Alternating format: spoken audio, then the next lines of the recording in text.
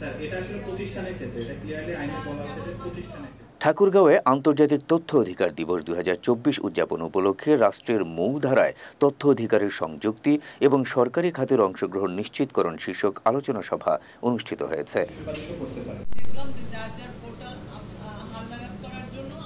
শনিবার সকালে জেলা প্রশাসকের সম্মেলন কক্ষে জেলা প্রশাসনের আয়োজনে এই আলোচনা সভা অনুষ্ঠিত হয়।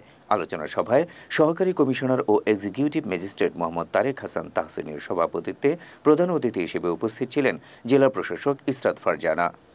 এই সময় 250 শয্যা বিশিষ্ট আধুনিক সদর হাসপাতালের তত্ত্বাবধায়ক ডাক্তার মোহাম্মদ সিরাজুল ইসলাম, পল্লী বিদ্যুতের এজিএম মাহমুদুল হাসান মেহেদি, বাংলাদেশ টেলিভিশন ঠাকুরগাঁও জেলা প্রতিনিধি মাসুদ রানার পলক বক্তব্য রাখেন।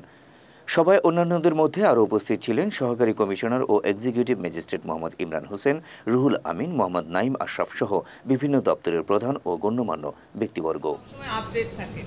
আপনারা নতুন একজন আসলেন, অফিস প্রধান বা অন্যান্য যারা, তারা হচ্ছে পুরনো